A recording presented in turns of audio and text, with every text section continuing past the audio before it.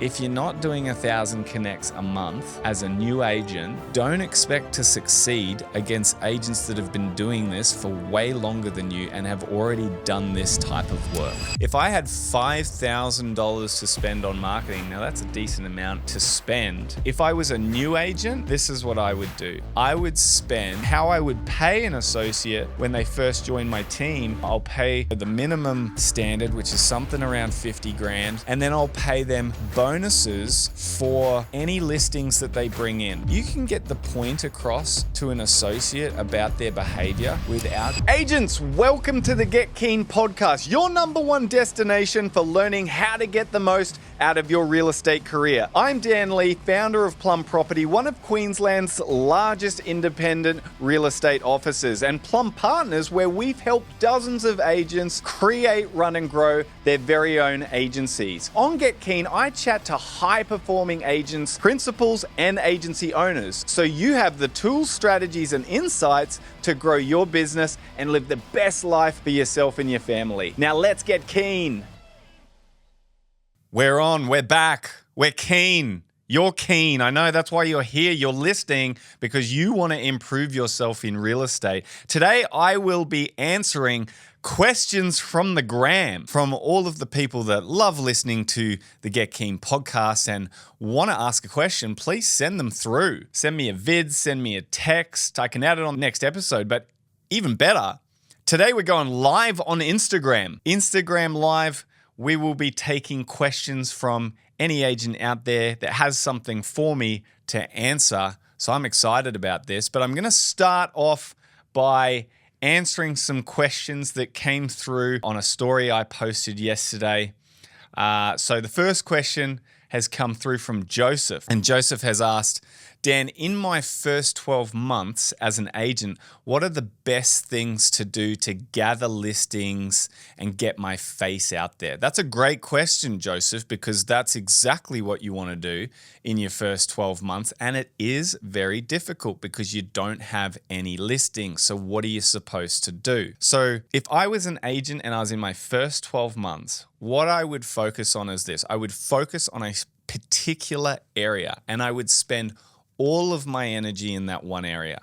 Don't get distracted from the area that you choose that you want to be the master of, because the goal is to become number one in a particular area. That's the fastest way to success as a real estate agent. So what I would do is I would find an area of homes, possibly 1,500 or so, and I would spend 80% of my time getting data from the office CRM and calling all the homeowners in that area and door knocking all the homeowners in that area. And I would find interesting information about the area to share with those homeowners so that I could open a conversation with them. Once I've opened a conversation with them and I've told them about this interesting information, I ask other questions about their property, about whether or not they need any help, and then offer them an appraisal or some other thing that you could do to further the relationship with that person. Now, I would just do that with as many people as I possibly could and not care about the rejection that I'm going to get from doing that task, because there's going to be a lot of rejection. There's going to be a lot of people that don't want help from you, that don't want to talk to you, that shut you down very quickly, and you're going to feel deflated sometimes. But you've just got to keep going. The goal is to get to know every owner in the area.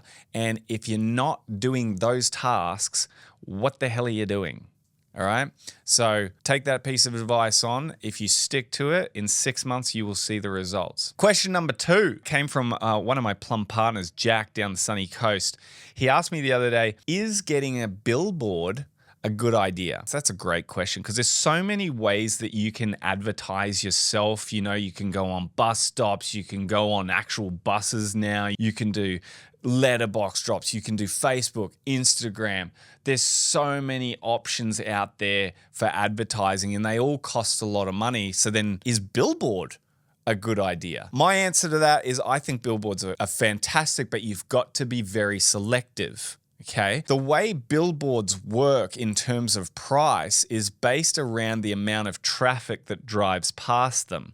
So a billboard company that has a specific billboard on a main road, let's say this main road, this arterial way, which connects multiple different towns and suburbs. It's a big main road, right? Big arterial, as I said. Those sorts of billboards probably aren't the best idea for a local real estate agent. And I see it sometimes. I'm driving down the highway and I'll see a real estate agent's billboard, and those billboards are expensive because the traffic that goes past them every day, it's probably 50,000 cars. And so the company that sells the billboard, they charge based on traffic. So you would be paying a very high rate for one of those sorts of billboards, and the traffic going past it, there might be 80% of traffic that has nothing to do with the suburb that you sell. They don't own property. They're literally tourists or people that live in different towns or nowhere near where you sell property. And yet you're paying for every car to drive past. So what you want is every car to drive past to be a higher percentage of someone that is going to be potentially future business for you. So I personally invest in billboards myself, but I only invest in the ones that are sort of more local. Like everyone driving past them has to live in the suburb right there where we sell bulk real estate. That way I know that every car driving past that we're paying for that traffic is a valuable, most likely, not everyone, but a higher percentage chance that we're getting really strong results from the traffic going past. So the billboards I invest in are ones that are cheaper but more local. I would say don't invest as a real estate agent unless you're trying to promote your whole big brand that services really large areas. Don't invest in the really expensive ones on very busy roads. Question from Sophie just come through on the live. Thank you, Sophie. If I had $5,000 to spend on marketing, now that's a decent amount to spend. If I was a new agent, this is what I would do. I would spend a really good portion on direct mail. Okay, I would spend probably, I reckon, at least half of it on direct mail. So what I mean by direct mail is it's not the loose leaf letterbox drops. I would get the actual addresses and names of all the owners within a specific area, and I would break them down into the types of properties that they had, and I would send them a personal letter in the mail. So they open the letterbox, there's a letter directed to them with their name. That way they're much more likely to open it. Okay, the open rate for direct mail is huge. It's more expensive, it's more time consuming to put together, but the results are huge. So I would spend at least half of it on direct mail to specific properties and give them information about other properties in the area that have just sold, and I would put an offer in that letter that we're doing updates to every property in their street, and to scan a QR code or give a text or a call to the specific number if you'd like to know what your house is worth in the market today. So that would be half of it. I would spend maybe 500 of it on promoting some educational posts about properties in the area or things that you can do to your property to get a higher price. And I would spend that $500 promoting those educational videos to the same areas that mailing is going out.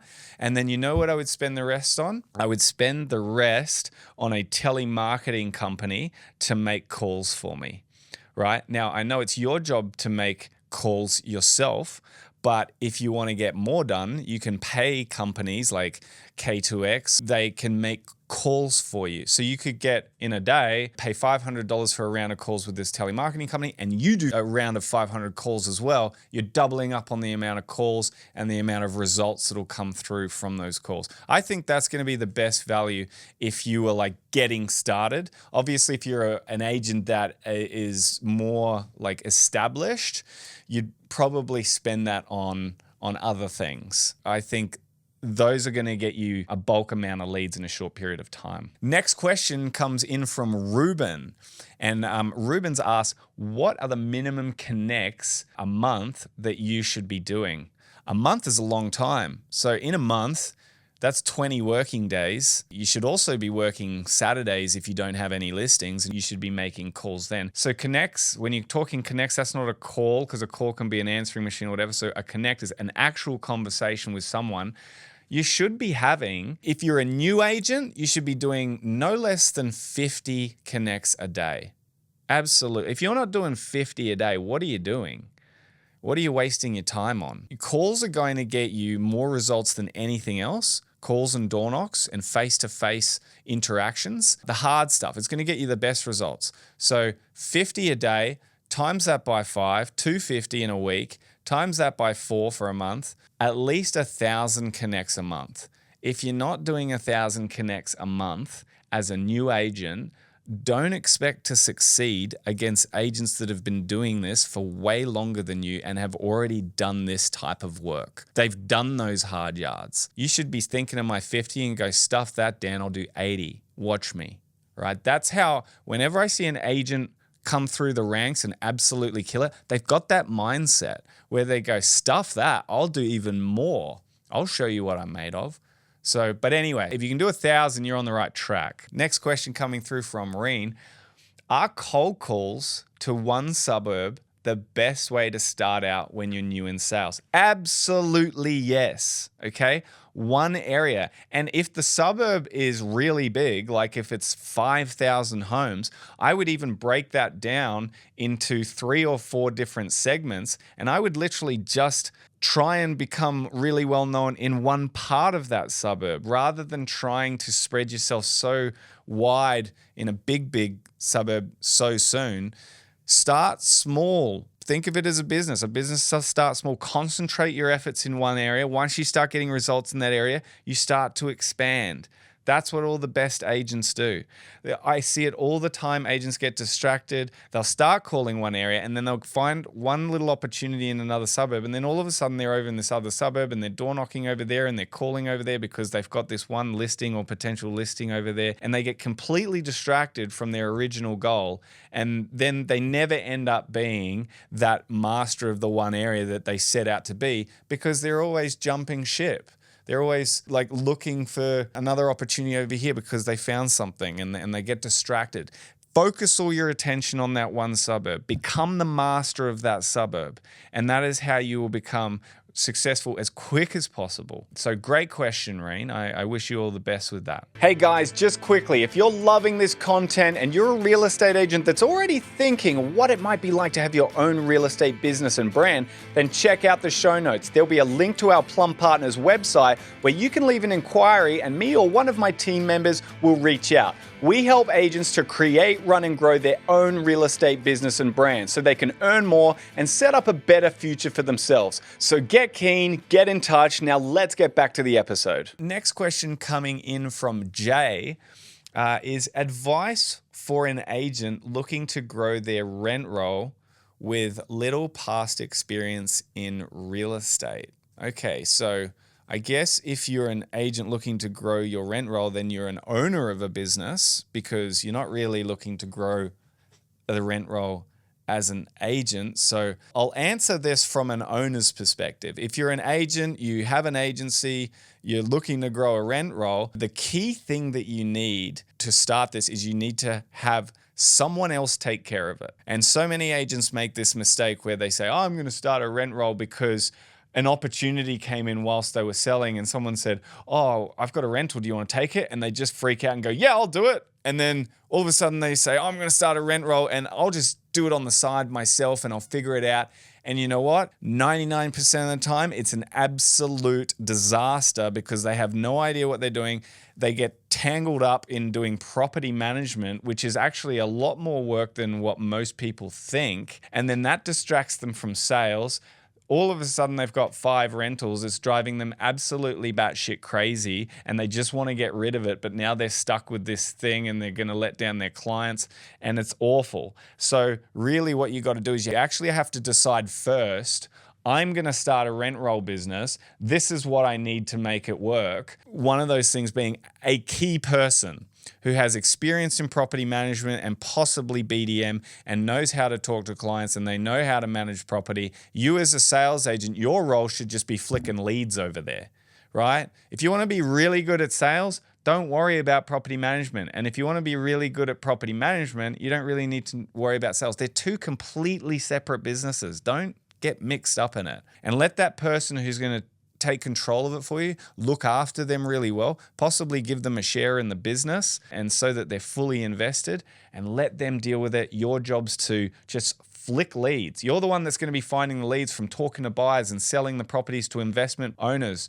and getting them on the rent roll. That's your job. Next question that came through from one of my plum partners. The question is how to set standards with associates and the team. I had an associate leave early the other day because I left early because I had a family thing. Okay, so basically what they're saying is, how do you get the team to work while you're not there? It's a really good question. I remember this call, this partner called me up and he was quite frustrated. He was really angry because he had to go home early for a certain reason. And then he found out from someone else in the office that half an hour after he had left at 3 o'clock, the associate decided that he would just take an early one. And this agent was very upset. And he was on the phone to me saying, what should I call and say to this associate? I'm really upset. I could feel the fury over the phone. And I just said, listen, mate, just take it easy. You can get the point across to an associate about their behavior without getting angry or shouting or, being aggressive. Really, what you need to do is you need to help the associate self-reflect on that behavior and get them to tell themselves that the behavior was wrong. So what I would do in that instance is I would have a chat with the associate and say, hey mate, I heard you went home early yesterday when I had to duck out to go home early for my family emergency or whatever. I just wanted to ask you, was there a reason that you went home early? And get them to open up and talk about what was the reason, and then say, okay, mate, so every time I leave early, do you think it's the right behavior for you to just leave early if I'm leaving early? Do you think that that's the right behavior? Because when you get them to answer the question and self-reflect on the actions and the behavior, that will make them feel even guiltier in themselves because they've sort of let themselves down rather than letting you down. And then I think if you have just like a genuine conversation and make them aware of their own behavior, and that's not the way to get ahead, you'll leave the room feeling calm because you didn't shout. No one felt bad about the conversation. And you'll get a lot of respect from that person, from A, not totally ripping their head off, and B, helping them to understand what they did and making them think about it. It's a good way to do it. So sorry that was a long-winded answer, but I guess calm conversations and asking questions rather than just saying, like, this is wrong, this is the standard, this is what you got to do. Another question coming in here on the live. Best advice you can give someone who wants to be an agent in Australian market and do good. Okay.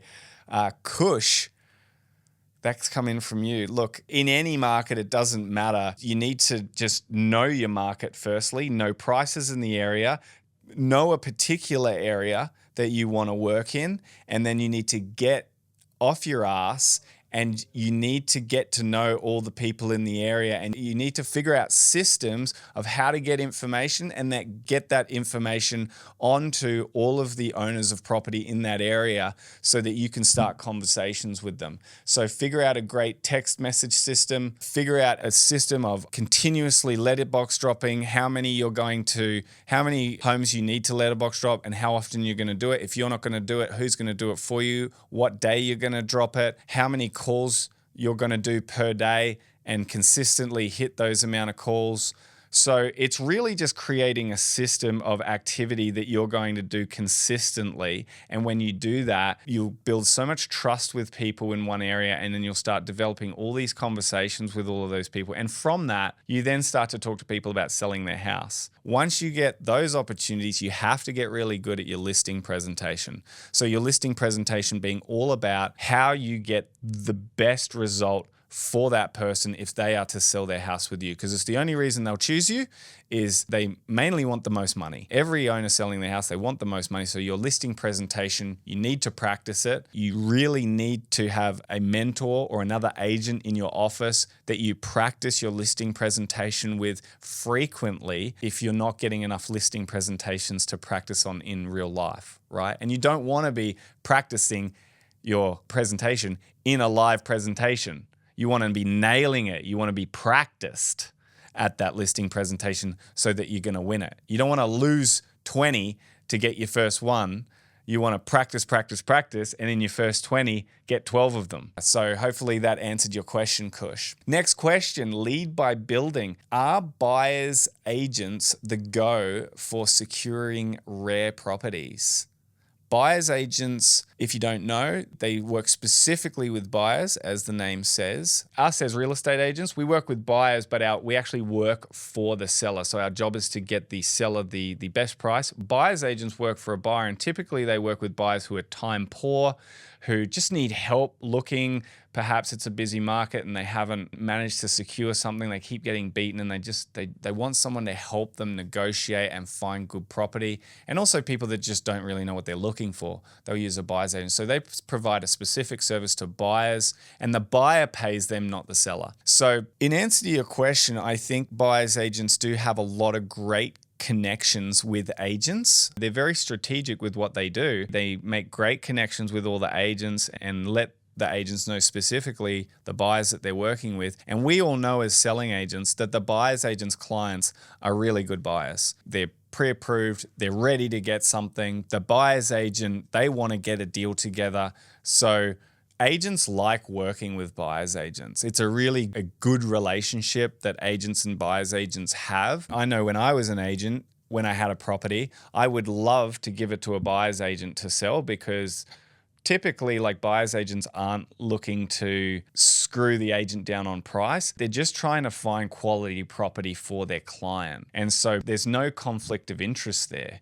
right? The agent is still able to get a really good price for the property, and the buyer's agent is in many occasions able to secure that property before it comes to market, because the agent will send it out to the buyer's agents first before they put it online to try and get that thing sold before it goes online. So I think very good to use a buyer's agent if you're looking for rare property, especially if you're time poor, if you're not willing to put in the effort yourself. It's worth your while using a buyer's agent. Next question is from Rev. How do you stand out against other agents in the area who have omnipresence? Yeah, that's a really good question. It's a tough thing to do when you are new in any area. And look, every single agent faces this. Whoever starts, I faced it when I was an agent. Every other agent that's out there now faces it every day. But when you're new, it's the worst, because you have no presence and all these other agents have heaps of presence. What you've basically got to do is you've got to, number one, firstly, believe that you can do it and know that everyone started out in the same spot, okay? There's no reason why that other agent that now has a big presence, how are they able to get there? Because when they were in the same shoes as you, there was other agents that had the presence and they were trying to crack through. Now they're there and you're trying to crack through. And one day you'll be there and there'll be a new agent going, how do I get presence when this guy or girl is here? And that's you. That'll be one day. The answer is you just have to really work your butt off, because the market is actually really huge. There's heaps of business. There's so much. There's enough that if you are really hardworking and you really want this, I guarantee you can make it. I honestly don't know anyone who has ever not made it, who stuck to the fundamentals for a long period of time, believed in themselves, and showed up every day. And if you do that for at least 12 months, you will start to have a presence. I mean, I talk about the activities that you need to do all the time. You need to secure an area. Don't spread yourself too thin trying to service every area or trying to take over the world. Try and take over one particular area.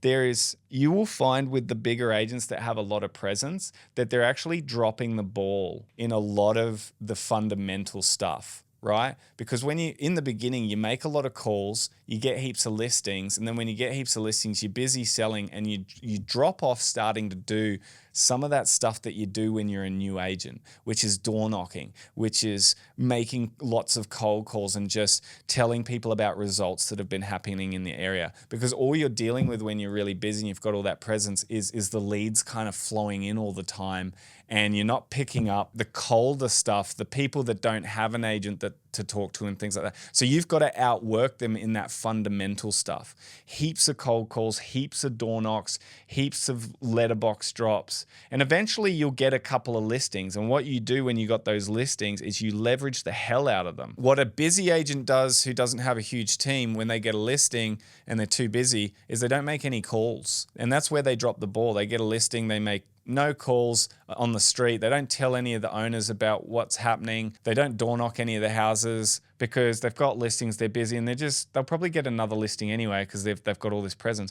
Well, what you're doing, you're calling the owners of their properties. I'd be calling a street telling owners about the sale of another agent. Wasn't even me, because that agent's probably not making those calls. And you know what? You will find opportunities from that. Eventually you get a listing presentation and you actually get the listing. You've started, the snowball started, and you do it again and again. All of a sudden you've got some presence. You were thinking, I don't have any presence. All of a sudden you got 3 or 4 listings. You've got presence now. And then you just have to go even harder. Eventually you build a team and you double down on those activities.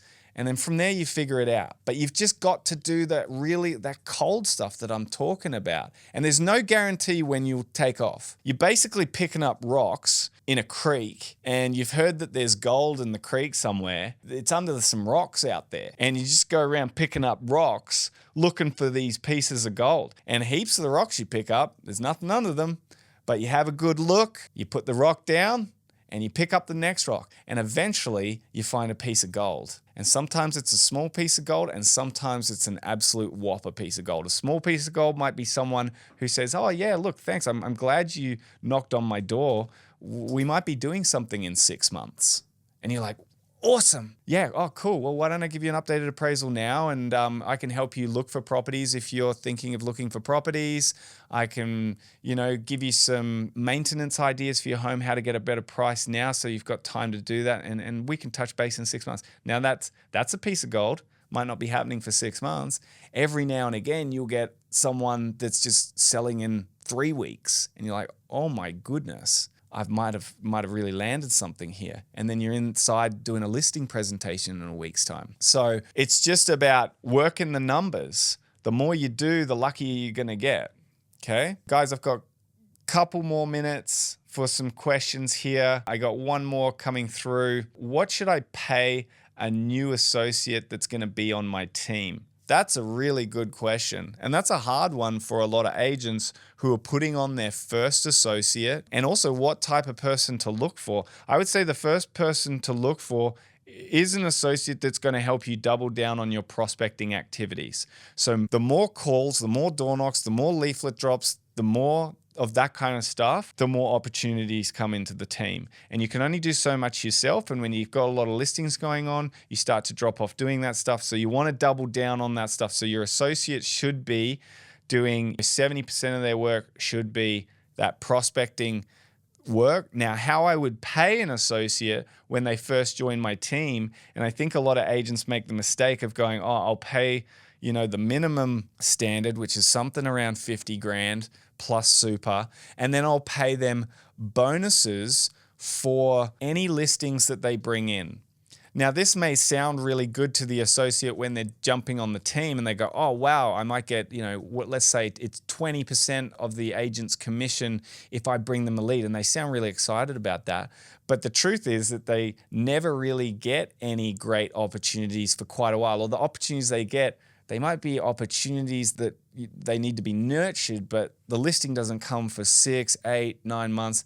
And you don't want your associate getting their first bonus after 6 to 8 months. That's not very motivating. So I made a change with the way I paid associates bonuses, and I actually paid them on opportunities that they got. So basically appraisals. Instead of paying a new associate like a bonus or 10 or 20% on a listing they may or may not get, pay them per appraisal they get you. $50 for every appraisal you get me through the door of. That's way more motivating for a brand new associate because he or she could do calls all day, book 3 appraisals for you as the agent. Now, how valuable is that? You got an associate books you 3 appraisals in a day. You're like, hell yeah, that's awesome. And that associate gets $150 for it as well. That's super motivating. That's just paid for like half their rent for the week, or, the week, a nice dinner with their partner on the weekend. For the hard work, they got instant gratification for it. So pay per appraisal, that's the best way to pay bonuses for associates. Okay. That's all I got time for today, guys. Thanks for joining us on Instagram Live and throwing out some questions. And we'll see you on the next episode of Get Keen with more handy tips in real estate. Thank you for tuning into the Get Keen podcast. If today's episode inspired you, please show your support with a 5-star review on Apple Podcasts and Spotify. And make sure you subscribe on your favorite platform too. Don't stop there. Join our community of forward thinkers by connecting with me on social media at Dan_Lee_Plum.